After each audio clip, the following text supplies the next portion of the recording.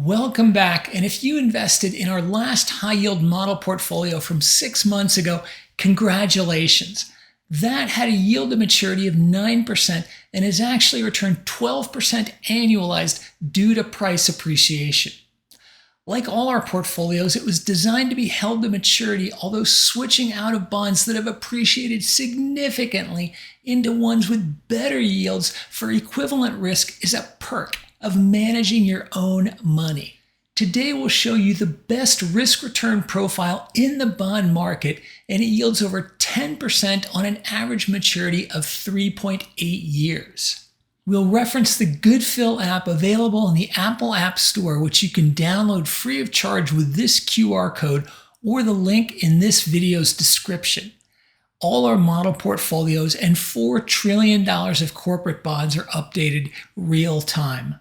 For a closer look at our high-yield Magnificent 7 portfolio, let's start with an 18-month, $800 million iHeart Communications issue yielding over 15% and secured by substantially all the otherwise unencumbered assets in parent company iHeart Media.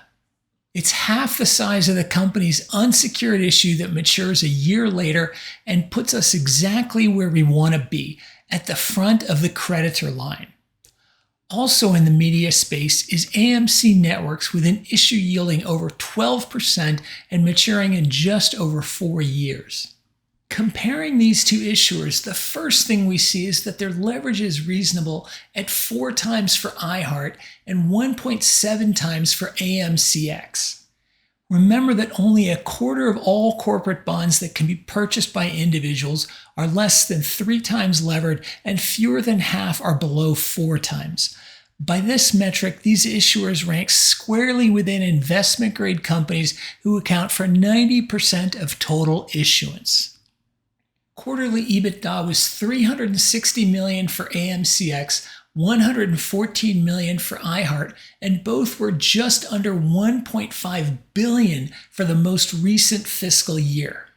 Free cash flow in the most recent quarter was small but positive at $5 million for iHeart, $95 million for AMCX, and those figures were $134 million and $404 million respectively for the full year.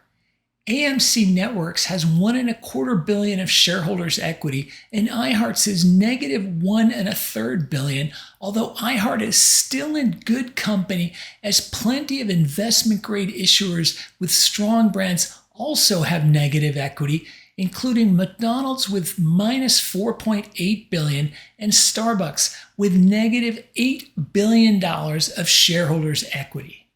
AMCX has a stock market capitalization above $360 million. iHeart's is over $290 million, and that figure has doubled for iHeart in the past 4 months. Like the stock market, bond investors have applauded iHeart's improving prospects, causing this bond's yield and spread to treasuries to halve from their peak levels in May of this year. Next up, let's take a look at a 3-year issue from Lumen Technologies yielding over 14% and a secured 1.5-year bond from Hughes Satellite that yields above 10%. Both Lumen and Hughes parent EchoStar had solidly positive EBITDA in the latest quarter and full year. EchoStar's free cash flow was a negative $1.5 billion in the last year, although that's against shareholders' equity of over $19 billion, while Lumen had positive cash flow as well as $460 million of equity on its balance sheet. The stock market capitalization of both companies is over $6 billion.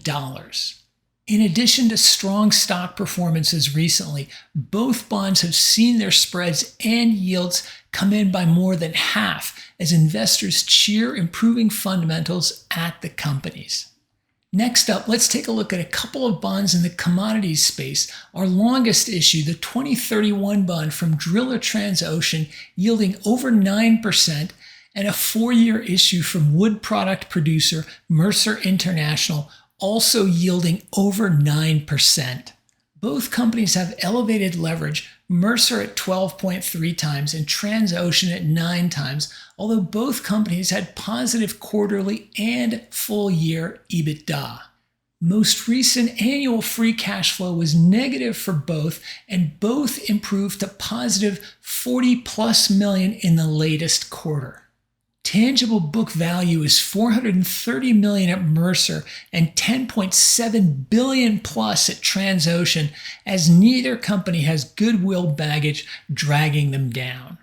Mercer's stock market capitalization is $50 million more than its tangible book value, while RIG trades at a 60% discount, although still substantial at $4 billion.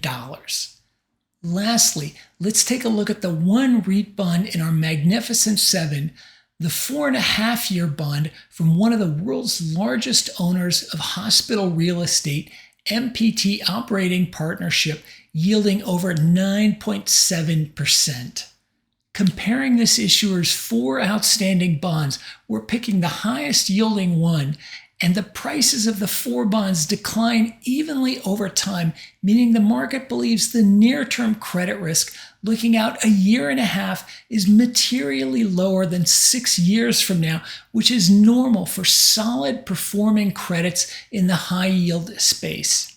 For the most recent fiscal year, MPT had $152 million of EBITDA and $9.5 billion of total debt, which puts leverage at a massive 62 times, although an accounting convention accepted by rating agencies allows them to add rental costs back into EBITDA, so they quote leverage at 9 times. Free cash flow was $400 million, tangible book value is over $6 billion, and market capitalization is north of $3 billion. Since the beginning of the year, this bond's yield has dropped by 3%, and its spread to treasuries has gone from 900 basis points, or 9%, to below 600 basis points. Looking at our full portfolio yielding 10.9%, that's 6.9% more than the equivalent 3.8-year U.S. Treasury, and an even $10,000 face value investment in these 7 bonds cost just over $59,000 since they're all priced below par or 100% of face value. That $59,000 plus returns an additional $26,000 plus in coupons and principal appreciation, or 44% of the invested amount until maturity. Applying a bit of stress, let's say our highest yielding bond, the secured IHeart issue, defaults before maturity and recovers 50% of its value. The portfolio still yields over 8.9%. Now let's suppose the unsecured Lumen bond also defaults, recovering at 40%. The portfolio yield is still above 6.4%, more than 2.5 percentage points better than the equivalent U.S. Treasury bond. Based on the fundamental and technical factors we reviewed, a default in any of these bonds seems unlikely, although we are deep in non-investment grade territory, so we need to go in with our eyes open.